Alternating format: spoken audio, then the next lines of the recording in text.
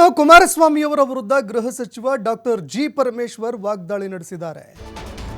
Janata ದಳದವರಿಗೆ lottery ಹೊಡೆದಿದೆ. ಮೊದಲು ನಮ್ಮ ಜೊತೆಗೆ ಇದ್ರು, ಸರ್ಕಾರ ರಚನೆ ಮಾಡಿಕೊಂಡ್ರು, ಈಗ ಬಿಜೆಪಿ ಜೊತೆಗೆ ಹೋಗಿದ್ದಾರೆ. ಆದಷ್ಟು ಬೇಗ ಇವರಿಬ್ಬರ ಮಧ್ಯೆಯೂ ಕೂಡ ಡೈವರ್ಸ್ ಆಗತ್ತೆ. ಬಿಜೆಪಿಗೆ ಕುಮಾರಸ್ವಾಮಿ ಏನು ಅನ್ನುವಂಥದ್ದು ಗೊತ್ತಾಗತ್ತೆ.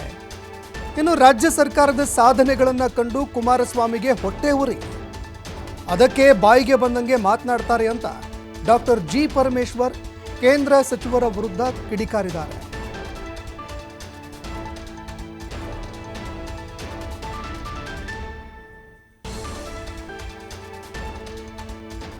ಭಾರತೀಯ ಜನತಾ ಪಾರ್ಟಿ ಮತ್ತು ಜನತಾ ದಳಕ್ಕೆ ಗೊತ್ತಾಯಿತು ನಮಗೆ ಇಲ್ಲಿ ಸ್ಥಾನ ಇಲ್ಲ,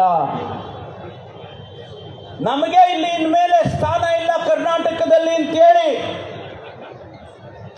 ಇಲ್ಲ ಸಲ್ಲದ ಆಪಾದನೆಗಳನ್ನು ಕೂಡಿ ಹಾಕೊಂಡು ಇವತ್ತು ನಮ್ಮ ಮೇಲೆ ಆಪಾದನೆ ಮಾಡೋದಕ್ಕೆ ಹೊರಟಿದ್ದಾರೆ ಭಾರತೀಯ ಜನತಾ ಪಾರ್ಟಿ ಮತ್ತು ಜನತಾ ದಳ. ಜನತಾ ದಳ ಲಾಟ್ರಿ ಹೊಡಿತವ್ರಿಗೆ, ಕೇಂದ್ರ ಸರ್ಕಾರದಲ್ಲಿ ಸಚಿವ ಸ್ಥಾನ ಸಿಕ್ಬಿಡ್ತು ಮಾನ್ಯ ಕುಮಾರಸ್ವಾಮಿ ಅವರಿಗೆ. ಅವರು ಅವ್ರ ಜೊತೆ ಸೇರ್ಕೊಂಡಿದ್ದಾರೆ, ನಮ್ಮ ಜೊತೆನೂ ಸೇರ್ಕೊಂಡಿದ್ರು. ನಮ್ಮ ಜೊತೆ ಸೇರ್ಕೊಂಡು ಕೇವಲ 14 ತಿಂಗಳಲ್ಲಿ ಅವರೇ ಮಾಡಿದಂಥ ಪ್ಲಾಟು ಅಧಿಕಾರ ಬಿಟ್ಟು ಹೋದ್ರು. ಭಾರತೀಯ ಜನತಾ ಪಾರ್ಟಿಗೆ ಬಹಳ ಶೀಘ್ರವಾಗಿ ಗೊತ್ತಾಗ್ತದೆ ಅವ್ರು ಏನು ಅಂತೇಳಿ. ಈಗಾಗಲೇ ಗೊತ್ತಾಗಿದೆ. ನಿನ್ನೆ ದಿವಸ ನಡೆದಂಥ ಬೆಳವಣಿಗೆನೇ ಸಾಕು ಅದಕ್ಕೆ ಉದಾಹರಣೆ.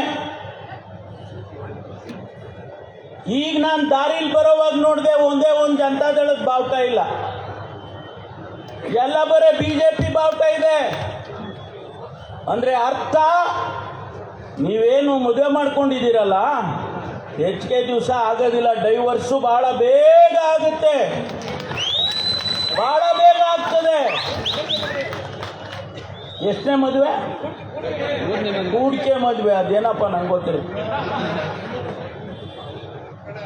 ಇಂತಹ ಸಂದರ್ಭದಲ್ಲಿ ಕರ್ನಾಟಕದಲ್ಲಿ ಮಾನ್ಯ ಮುಖ್ಯಮಂತ್ರಿಗಳ ಮೇಲೆ ಆಪಾದನೆಯನ್ನ ಮಾಡಿದ್ದಾರೆ.